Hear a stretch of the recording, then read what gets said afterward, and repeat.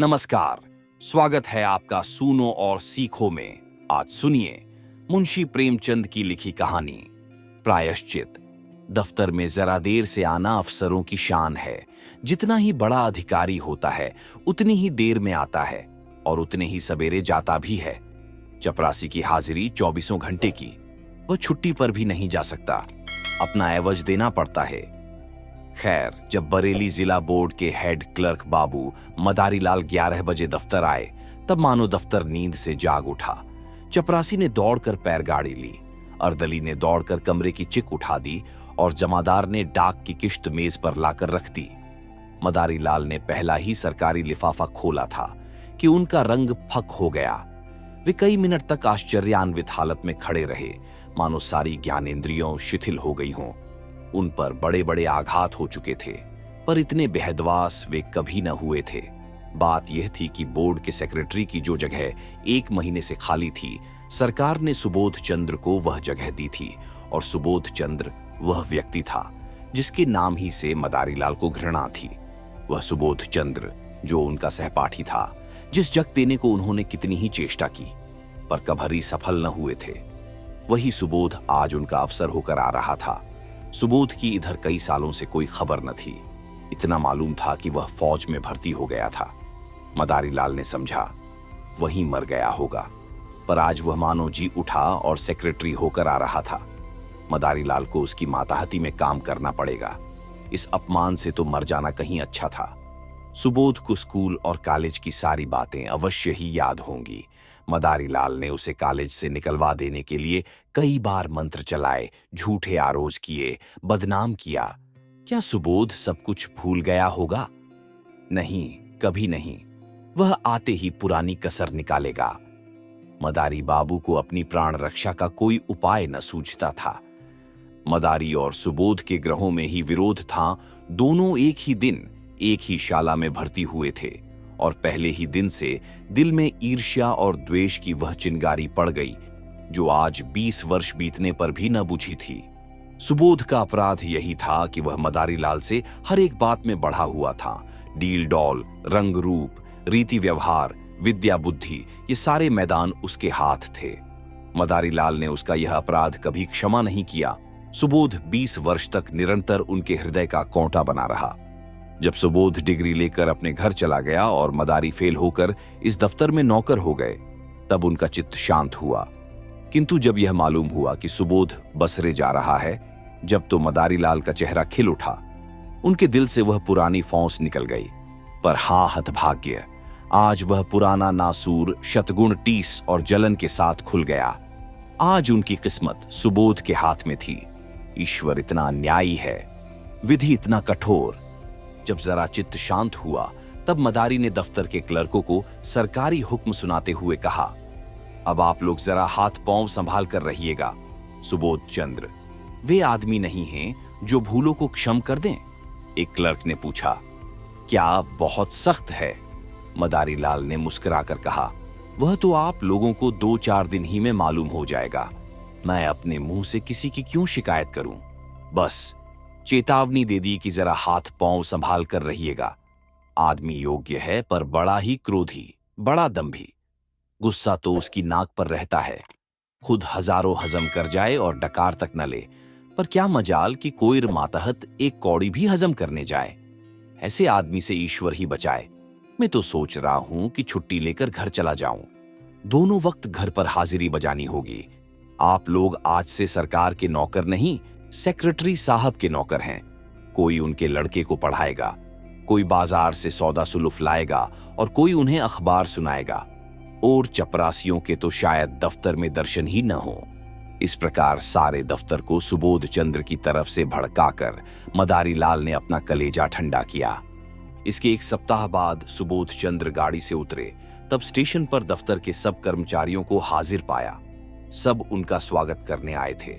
मदारीलाल को देखते ही सुबोध लपक कर उनके गले से लिपट गए और बोले, तुम खूब मिले भाई, यहां कैसे आए? ओह, आज एक युग के बाद भेंट हुई। मदारीलाल बोले, यहां जिला बोर्ड के दफ्तर में हेड क्लर्क हूं।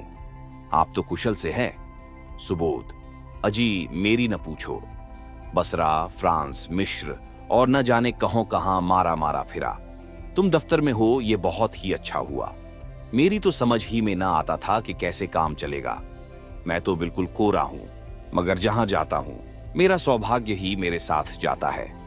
बसरे में सभी अफसर खुश थे, फांस में भी खूब चैन किए। 2 साल में कोई 25,000 रुपए बना लाया और सब उड़ा दिया। तौ से आकर कुछ दिनों को ऑपरेशन दफ्तर में मटर गश्त करता रहा। यहां आया तब तुम मिल गए। क्लर्कों को देखकर ये लोग कौन हैं? मदारी लाल के हृदय में बछियां सी चल रही थीं। दुष्ट 25,000 रुपये बसरे में कमा लाया, यहां कलम घिसते घिसते मर गए और 500 भी न जमा कर सके। बोले, कर्मचारी हैं, सलाम करने आए हैं। सबोध ने उन सब लोगों से बारी बारी से हाथ मिलाया और बोला, आप लोगों ने व्यर्थ यह कष्ट किया। बहुत आभारी हूं। मुझे आशा है कि आप सब सज्जनों को मुझसे कोई शिकायत न होगी। मुझे अपना अफसर नहीं, अपना भाई समझिए। आप सब लोग मिलकर इस तरह काम कीजिए कि बोर्ड की नेकनामी हो और मैं भी सुखर्रू रहूं। आपके हेड क्लर्क साहब तो मेरे पुराने मित्र और लंगोटियां यार हैं। एक वाक्चतुर क्लर्क ने कहा, हम सब हुजूर के ताबेदार हैं। यथाशक्ति आपको असंतुष्ट न करेंगे, लेकिन हाँ, आदमी ही है। अगर कोई भूल हो भी जाए तो हुजूर उसे क्षमा करेंगे। सुबोध ने नम्रता से कहा, यही मेरा सिद्धांत है और हमेशा से यही सिद्धांत रहा है।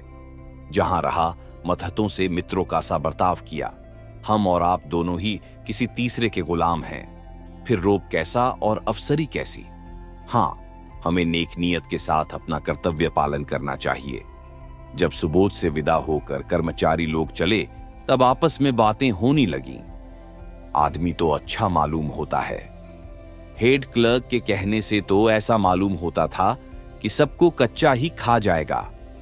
पहले सभी ऐसे ही बातें करते हैं।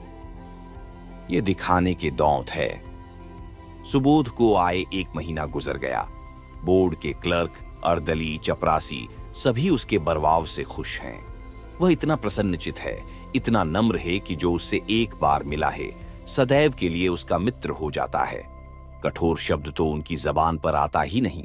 इनकार को भी वह अप्रिय नहीं होने देता, लेकिन द्वेष की आंखों में गुण और भी भयंकर हो जाता है। सुबोध के ये सारे सद्गुण मदारी लाल की आंखों में खटकते रहते हैं।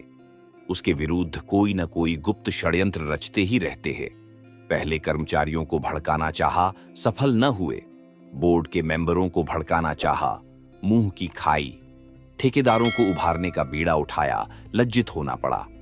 वे चाहते थे कि भुस में आग लगाकर दूर से तमाशा देखें। सुबोध से यूं हंसकर मिलते, यूं चिकनी चुपड़ी बातें करते, मानो उसके सच्चे मित्र हैं, पर घात में लगे रहते।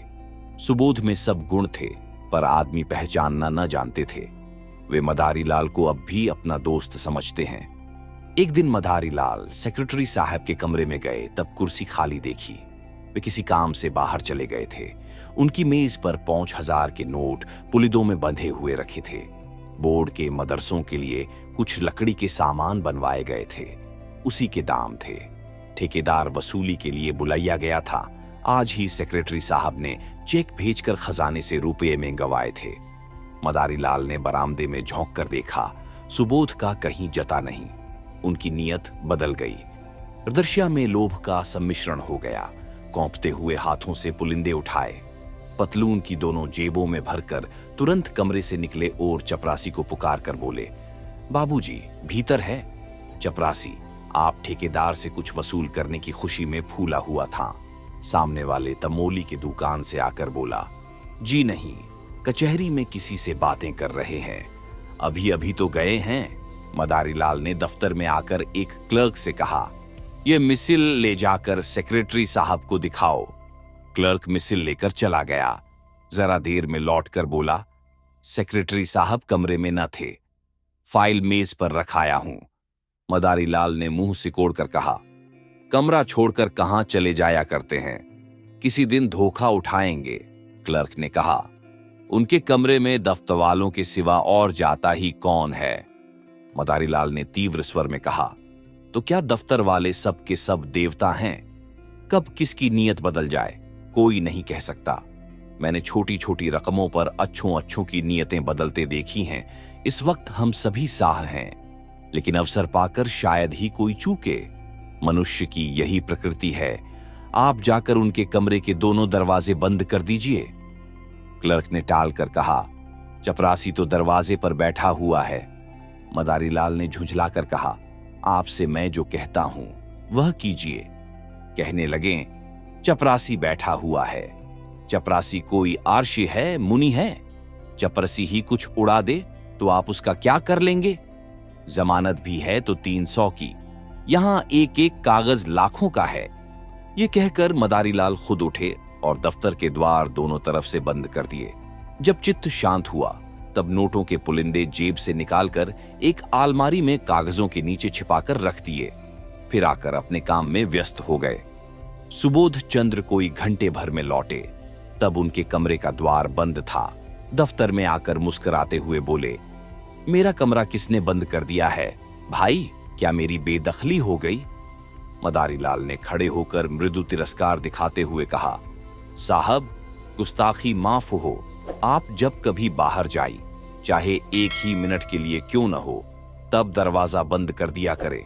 आपकी मेज पर रुपए, पैसे और सरकारी कागज पत्र बिखरे पड़े रहते हैं। न जाने किस वक्त किसकी नीयत बदल जाए। मैंने अभी सुना कि आप कहीं गए हैं, जब दरवाजे बंद कर दिए। सुबोध चंद्र द्वार खोलकर कमरे में गए और सिगार पीने लगे। मेज पर नोट रखे हुए हैं, इसकी खबर ही न थी। सहसा ठेकेदार ने आकर सलाम किया। सुबोध कुर्सी से उठ बैठे और बोले, तुमने बहुत देर कर दी। तुम्हारा ही इंतजार कर रहा था। 10 ही बजे रुपये मंगवा लिए थे। रसीद लिखवा लाए हो ना? ठेकेदार, हुजूर रसीद लिखवा लाया हूं। सुबोध, तो अपने रुपये ले जाओ। तुम्हारे काम से मैं बहुत खुश नहीं हूं। लकड़ी तुमने अच्छी नहीं लगाई और काम में सफाई भी नहीं है। अगर ऐसा काम फिर करोगे तो ठेकेदारों के रजिस्टर से तुम्हारा नाम निकाल दिया जाएगा। ये कहकर सुबोध ने मेज पर निगाह डाली। तब नोटों के पुलिंदे न थे। सोचा शायद किसी फाइल के नीचे दब गए हों। कुर्सी के समीप के सब कागज उलट पुलट डाले, मगर नोटों का कहीं पता नहीं। आई नोट कहां गए? अभी तो यही मैंने रख दिए थे। जा कहां सकते हैं? फिर फाइलों को उलटने पुलटने लगे। दिल में जरा जरा धड़कन होने लगी। सारी मेज के कागज छान डाले, पुलिंदों का पता नहीं।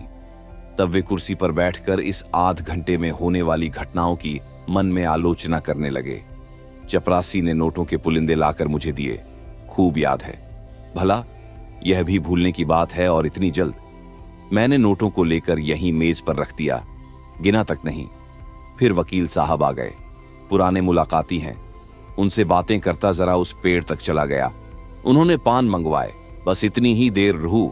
जब गया हूं तब पुलिंदे रखे हुए थे, खूब अच्छी तरह याद है। तब ये नोट कहां गायब हो गए? मैंने किसी संदूक, दराज या आलमारी में नहीं रखे। फिर गए तो कहां? शायद दफ्तर में किसी ने सावधानी के लिए उठाकर रख दिए हों। यही बात है, मैं व्यर्थ ही इतना घबरा गया। छी! तुरंत दफ्तर में आकर मदारीलाल से बोले, आपने मेरी मेज पर से नोट तो उठाकर नहीं रख दिए? मदारीलाल ने भौचक्के होकर कहा, क्या आपकी मेज पर नोट रखे हुए थे? मुझे तो खबर ही नहीं। अभी पंडित सोहनलाल एक फाइल लेकर गए थे, तब आपको कमरे में न देखा। जब मुझे मालूम हुआ कि आप किसी से बातें करने चले गए हैं, वह अब दरवाजे बंद करा दिए। क्या कुछ नोट नहीं मिल रहे हैं? सुबोध आंखें फैलाकर बोले, अरे साहब, पूरे 5,000 के है। अभी अभी चेक भुनाया है। मदारीलाल ने सिर पीट कर कहा, पूरे 5,000? हां भगवान, आपने मेज पर खूब देख लिया है। अजी 15 मिनट से तलाश कर रहा हूं। चपरासी से पूछ लिया कि कौन कौन आया था।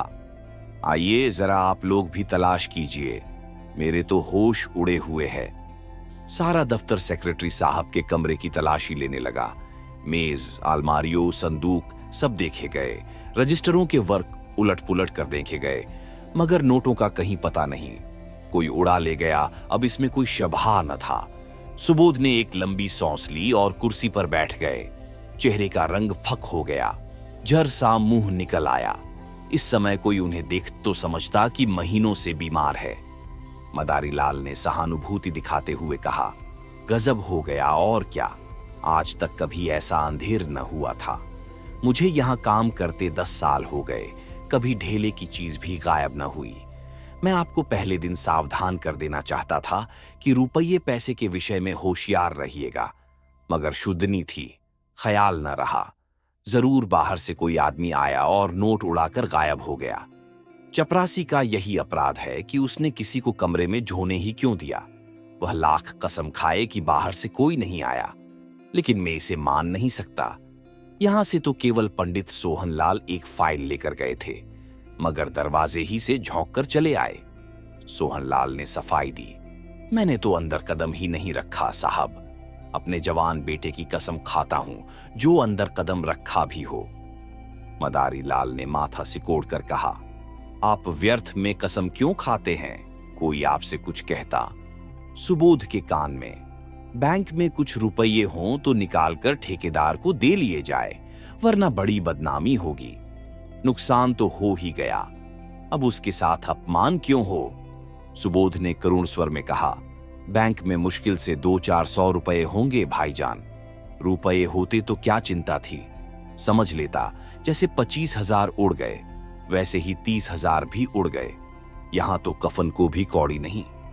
उसी रात को सुबोध चंद्र ने आत्महत्या कर ली। इतने रुपयों का प्रबंध करना उनके लिए कठिन था। मृत्यु के पर्दे के सिवा उन्हें अपनी वेदना, अपनी विवशता को छिपाने की ओर कोई आड़ न थी। दूसरे दिन प्रात चपरासी ने मदारी लाल के घर पहुंचकर आवाज दी। मदारी को रात भर नींद न आई थी, घबराकर बाहर आए। चपरासी उन्हें देखते ही बोला, हुजूर, बड़ा गजब हो गया। सिकट्टरी साहब ने रात को गर्दन पर छुरी फेर ली। मदारी लाल की आंखें ऊपर चढ़ गईं, मुंह फैल गया और सारी देह सिहर उठी, मानो उनका हाथ बिजली के तार पर पड़ गया हो। छुरी फेर ली? जी हां, आज सवेरे मालूम हुआ। पुलिस वाले जमा हैं, आपा के बुलाया है। लाश अभी पड़ी हुई है। जी हां, अभी डॉक्टरी होने वाली है। बहुत से लोग जमा हैं, सब बड़े बड़े अफसर जमा हैं। हुजूर, लहाज की ओर ताकते नहीं बनता। कैसा भला मानुष हीरा आदमी था। सब लोग रो रहे हैं। छोटे छोटे 2 बच्चे हैं, एक सायानी लड़की है ब्याहने लायक। बहू जी को लोग कितना रोक रहे हैं, पर बार बार दौड़कर लहाज के पास आ जाती है। कोई ऐसा नहीं है जो रूमाल से आंखें न पोंछ रहा हो। अभी इतने ही दिन आए हुए, पर सबसे कितना मेल झोल हो गया था। रुपए की तो कभी परवाह ही नहीं थी, दिल दरियाब था। मदारी लाल के सिर में चक्कर आने लगा। द्वारा की चौखट पकड़कर अपने को संभाल न लेते तो शायद गिर पड़ते। पूछा, बहू जी बहुत रो रही थी? कुछ न पूछिए हुजूर, पेड़ की पत्तियों झड़ी जाती हैं, आंख फूल गरगूलर हो गई है। कितने लड़के बतलाए तुमने? हुजूर, 2 लड़के हैं और 1 लड़की। नोटों के बारे में भी बातचीत हो रही होगी। जी हां, सब लोग यही कहते हैं कि दफ्तर के किसी आदमी का काम है। दारोगा जी तो सोहनलाल को गिरफ्तार करना चाहते थे, पर शायद आपसे सलाह लेकर करेंगे। सिकट्टरी साहब तो लिख गए हैं कि मेरा किसी पर शक नहीं है। क्या सेक्रेटरी साहब कोई खत लिखकर छोड़ गए हैं? हाँ, मालूम होता है छुरी चलाते वक्त याद आई कि सुबह में दफ्तर के सब लोग पकड़ लिए जाएंगे। बस कलेक्टर साहब के नाम चिट्ठी लिख दी। चिट्ठी में मेरे बारे में भी कुछ लिखा है। तुम्हें यह क्या मालूम होगा? हुजूर, अब मैं क्या जानूं, मुदा इतना सब लोग कहते थे कि आपकी बड़ी तारीफ लिखी है। मदारी लाल की सांस और तेज हो गई। आंखें से आंसू की 2 बड़ी बड़ी बूंदें गिर पड़ी। आंखें पोंछते हुए बोले, वे और मैं एक साथ के पड़े थे नंदू। 8-10 साल साथ रहा, साथ उठते बैठते, साथ खाते, साथ खेलते, बस इसी तरह रहते थे जैसे 2 सगे भाई रहते हों। खत में मेरी क्या तारीफ लिखी है, मगर तुम्हें क्या मालूम होगा? आप तो चल ही रहे हैं, देख लीजिएगा। कफन का इंतजाम हो गया है? नहीं हुजूर, कहा न कि अभी लहाज की डॉक्टरी होगी। मुदा अब जल्दी चलिए, ऐसा न हो कोई दूसरा आदमी बुलाने आता हो। हमारे दफ्तर के सब लोग आ गए होंगे। जी हां, इस मोहल्ले वाले तो सभी थे। मदारी लाल जब सुबोध चंद्र के घर पहुंचे तब उन्हें ऐसा मालूम हुआ कि सब लोग उनकी तरफ संदेह की आंखें से देख रहे हैं। पुलिस इंस्पेक्टर ने तुरंत उन्हें बुलाकर कहा, आप भी अपना बयान लिखा दें, और सबके बयान तो लिख चुका हूं। मदारी लाल ने ऐसी सावधानी से अपना बयान लिखाया कि पुलिस के अफसर भी दंग रह गए। उन्हें मदारी लाल पर शुभा होता था, पर इस बयान ने उसका अंकुर भी निकाल डाला। इसी वक्त सुबोध के दोनों बालक रोते हुए मदारी लाल के पास आए और कहा, चलिए, आपको अम्मों बुलाती है। दोनों मदारी लाल से परिचित थे।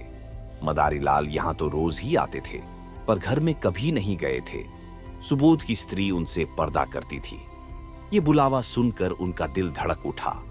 कहीं इसका मुंह पर शुभा न हो, कहीं सुबोध ने मेरे विषय में कोई संदेह न प्रकट किया हो। कुछ झिझकते और कुछ डरते हुए भीतर गए। तब विधवा का करुण विलाप सुनकर कलेजा कौंप उठा। इन्हें देखते ही उस अबला के आंसुओं का कोई दूसरा स्रोत खुल गया और लड़की तो दौड़कर इनके पैरों से लिपट गई। दोनों लड़कों ने भी घेर लिया। मदारी लाल को उन तीनों की आंखें में ऐसी अथाह वेदना, ऐसी विदारक याचना भरी हुई मालूम हुई कि वे उनकी ओर देख न सके। उनकी आत्मा उन्हें धिक्कारने लगी। जिन बेचारों को उन पर इतना विश्वास, इतना भरोसा, इतनी आत्मीयता, इतना स्नेह था, उन्हीं की गर्दन पर उन्होंने छुरी फेरी। उन्हीं के हाथों यह भरा पूरा परिवार धूल में मिल गया। इन असहायों का अब क्या हाल होगा? लड़की का विवाह करना है, कौन करेगा? बच्चों के लालन पालन का भार कौन उठाएगा? मदारी लाल को इतनी आत्मग्लानि हुई कि उनके मुंह से तसल्ली का एक शब्द भी न निकला। उन्हें ऐसा जान पड़ा कि मेरे मुख में कालिख पुती है, मेरा कद कुछ छोटा हो गया है। उन्होंने जिस वक्त नोट उड़ाए थे, उन्हें गुमान भी न था कि उसका यह फल होगा। वे केवल सुबोध को जिज करना चाहते थे, उनका सर्वनाश करने की इच्छा न थी। शोकातुर विधवा ने सिसकते हुए कहा, भैया जी, हम लोगों को वे मझधार में छोड़ गए। अगर मुझे मालूम होता कि मन में यह बात ठान चुके हैं, तो अपने पास जो कुछ था वह सब उनके चरणों पर रख देती। मुझसे तो वे यही कहते रहे कि कोई न कोई उपाय हो जाएगा। आप ही के मार्फत वे कोई महाजन ठीक करना चाहते थे। आपके ऊपर उन्हें कितना भरोसा था कि कह नहीं सकती। मदारी लाल को ऐसा मालूम हुआ कि कोई उनके हृदय पर नश्तर चला रहा है। उन्हें अपने कंठ में कोई चीज फेनंसी हुई जान पड़ती थी। रामेश्वरी ने फिर कहा, रात सोए तब खूब हंस रहे थे, रोज की तरह दूध पिया, बच्चों को प्यार किया, थोड़ी देर हारमोनियम छाया और तब कुल्ला करके लेटे। कोई ऐसी बात न थी जिसे लेश मात्र भी संदेह होता। मुझे चिंतित देखकर बोले, तुम व्यर्थ घबराती हो बाबू। मदारी लाल से मेरी पुरानी दोस्ती है, आखिर वह किस दिन काम आएगी? मेरे साथ के खेले हुए हैं, इन नगर में उनका सबसे परिचय है। रुपयों का प्रबंध आसानी से हो जाएगा। फिर न जाने कब मन में यह बात समाई। मैं नसीबों जली ऐसी सोई कि रात को मिनकी तक नहीं। क्या जानती थी कि वे अपनी जान पर खेले जाए नंगे। मदारी लाल को सारा विश्व आंखों में तैरता हुआ मालूम हुआ। उन्होंने बहुत जब्त किया, मगर आंसुओं के प्रभाव को न रोक सके।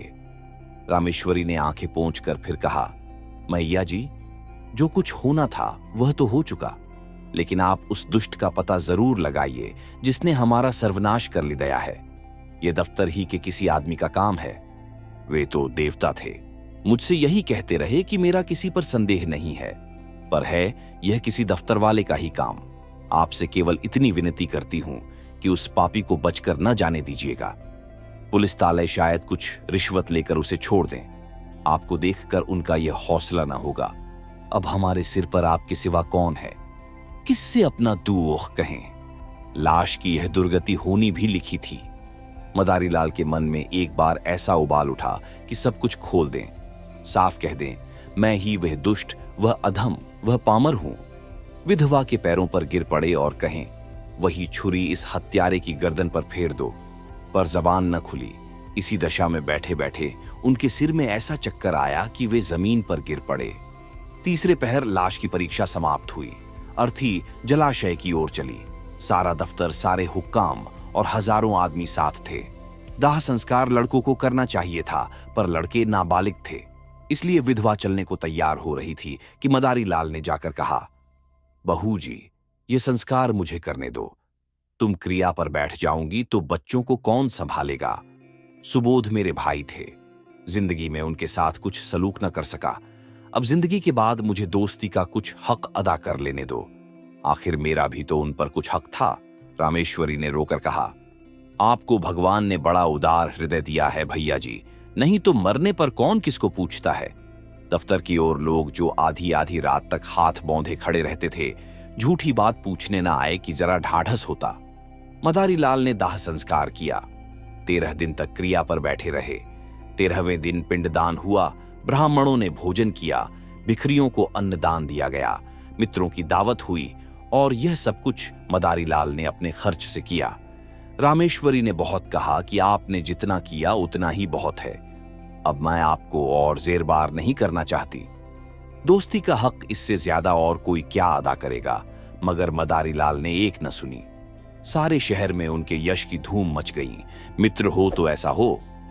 16वें दिन विधवा ने मदारी लाल से कहा, भैया जी, आपने हमारे साथ जो उपकार और अनुग्रह किए हैं उनसे हम मरते दम तक उरण नहीं हो सकते।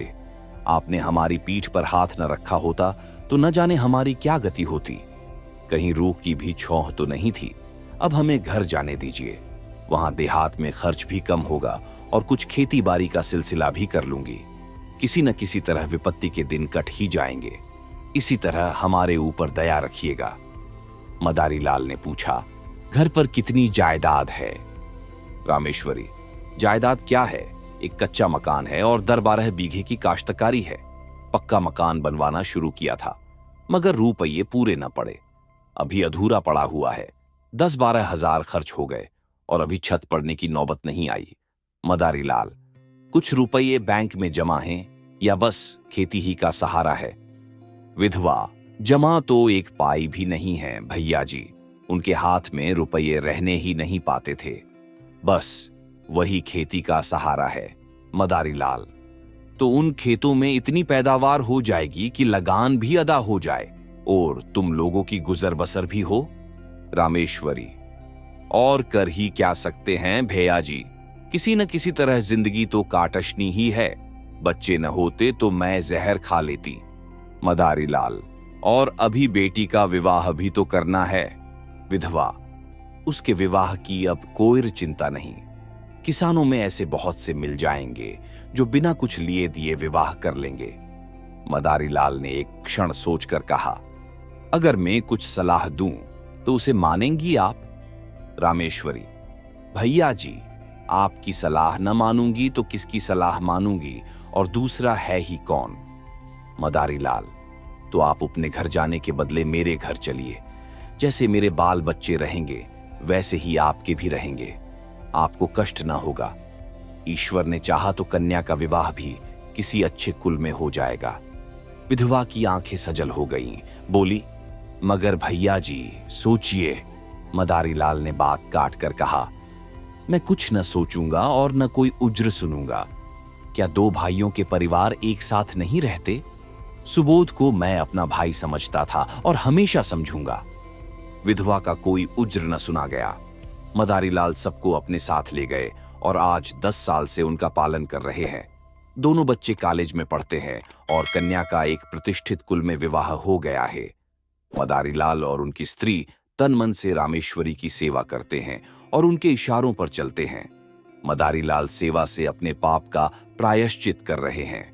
आप सुन रहे थे मुंशी प्रेमचंद की लिखी कहानी प्रायश्चित।